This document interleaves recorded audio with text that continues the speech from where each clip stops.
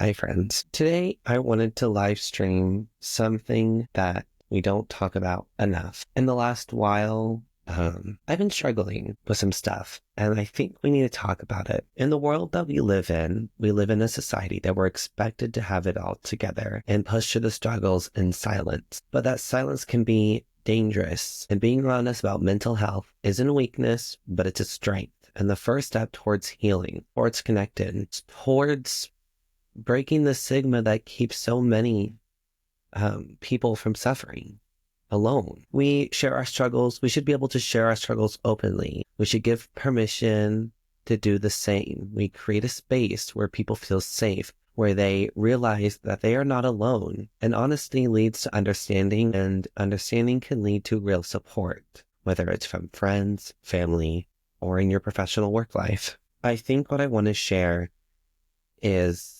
that burnout feeling we all have. But from my perspective on recent events that have gone on in my own life and how it has affected me personally, imagine this. You're working a job that drains you, long hours, constant pressure, and no recognition for your efforts that you put in. The job that I recently left, that's what happened, as well as other issues due to jealousy, insecurities, and people not feeling supported. When you are pushing yourself to exhaustion and you do not have that support, whether it's at home or in general, what happens is we end up getting hurt. And then you go home hoping for support, but instead you face a family that doesn't listen. When you try to express how overwhelmed you are, you're brushed off because you're just overreacting and everyone has a bad day. This is where you have to start over. You need to stop listening to those people and you need to start being honest with yourselves, because I was never like that. I grew up in a setting where being honest with yourself meant you were being overreacting.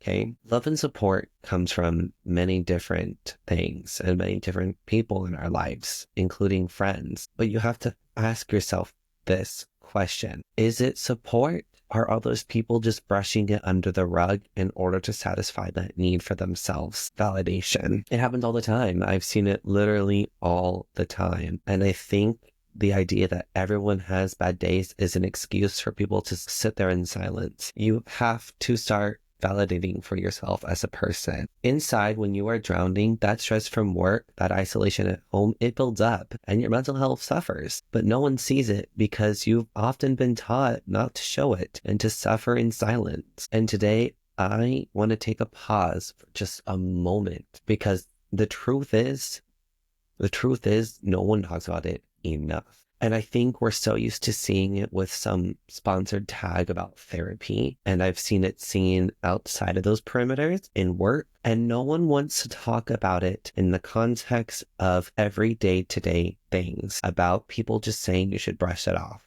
I can brush off a hate comment from some internet little troll, but I can't brush off when it's someone I work with or a family member that you're supposed to trust, especially when it's a family member that helped raise you from when you were a baby to now, okay? We're talking the people in your lives who are considered your parents. If those are the supporters in your system that are causing you to feel guilty for everything you do, from spending your money to the things you wear, then that's not support. I'm telling you this from experience as well. When I was in high school, I was bullied. I was harassed. I was threatened, death threats. People would find my social media accounts and send me death threats via Instagram, Snapchat, everywhere and anywhere corner I looked, I was a target for being myself. And I think the truth is that no one should have to pretend to be okay. I think in society, we have this ideology in our heads that it is just fine to ignore these signs, when in reality, if you start ignoring these, you wear a mask convincing everyone, including yourself, that you're fine. I'm just so sick of feeling like I'm the only one in the world like this, and I know I'm not, because we've seen what happens to people who don't get help. Bad things can happen because people don't listen. They say words paint 1,000 pictures, but actions are even louder than words. I can say all these things right now, and it can mean nothing if no one cares to listen to them. I thought about just posting a video and editing it, but I wanted real raw time of what it's like going day to day with these insecurities and struggles that I face, that I know others face as well. And I know people out there right now feel the same way. So when you are drowning in stress and when you're drowning in work, it's time to be honest. Toxic work environments or families that refuse to listen, again, do not suffer in those places. Now, a job is even harder than it seems to family because that's our livelihoods. All of us have to work. Unless you're the CEO, unless you are upper level, you will never, you will never have that respect when you are the lower person. That's how most of the jobs I've heard are. You're the bottom tier, and that's how it is. Here's my thing, though. I believe, like all things, though, respect and boundaries are something that should be put in all aspects of your job and of your family, including your family. Those are the people we should be holding even more accountable because family's forever. A job, 5-6 years can blow by and it doesn't matter. When we start being honest, it's not that we're being honest with ourselves, but those around us. Workplaces need to recognize the burnout isn't a badge of honor. It's not something you wear proudly. I don't know how many times I felt used and abused at work for my time because they took advantage of me. Dismissing emotions doesn't make them disappear. The more we speak and the more we create a world where people feel safe enough to ask for help, the better. I'm not no doctor. I'm not no psychiatrist. I am a person with feelings, and those feelings are real. Those are feelings we all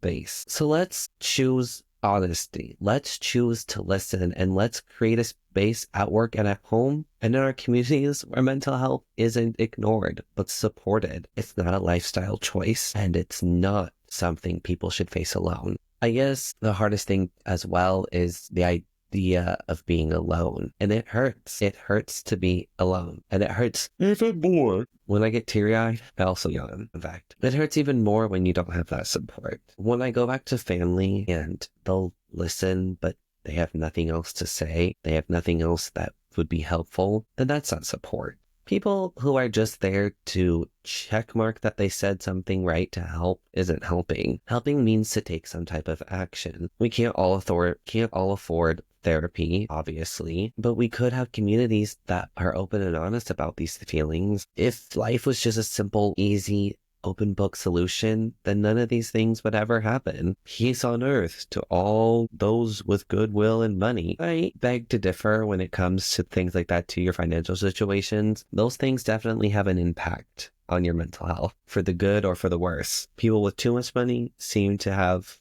depression. Me with no money, depression. That's unrelated, but just something to keep in mind. What I've realized over the last few months, though, is that it stinks. It hurts. And not feeling good makes everything else not feel good. It affects the way you act, the way you treat people, the way you do work or not. And it hurts. And it stings. It stings worse than anything else you ever felt. That's when rejection hits. When work feels the same and home feels the same, what else is there? You may say just get a good friend, someone who cares, but sometimes you need a whole community. And that's where we fight the most, is with others, because others don't understand us. Your parents may not understand you. Your friend may not understand you. Only you may not even understand you enough. So kind of to wrap up my thoughts on everything, is I think if we had more people who were honest and open, we would have a better community over. And that, to me, is what matters most. I just wanted to take a few minutes of your time to share the thoughts and feelings that I have, that I know other people have. If you see this and you think I'm doing this for some type of clout, I'm simply doing this to help. I want people to know that we're not suffering alone. I've had many horror stories in my life where my health deteriorated, but no one seemed to care, and so no one saw it. This is my first time in a community like this. I didn't come out till my freshman year, and that was brutal, to be alone. So let's not be alone. Let's take the opportunity to do this together, guys. Anyways, don't forget to like and subscribe. I know that's a weird thing to ask or say, but so you can follow along with what I post. I won't always post stuff like this, but once in a time it's nice to be honest. So anyway, don't forget to like, subscribe, follow me for what else I have to say, because some things I actually have I feel like are good to listen to. So, but that's up to you.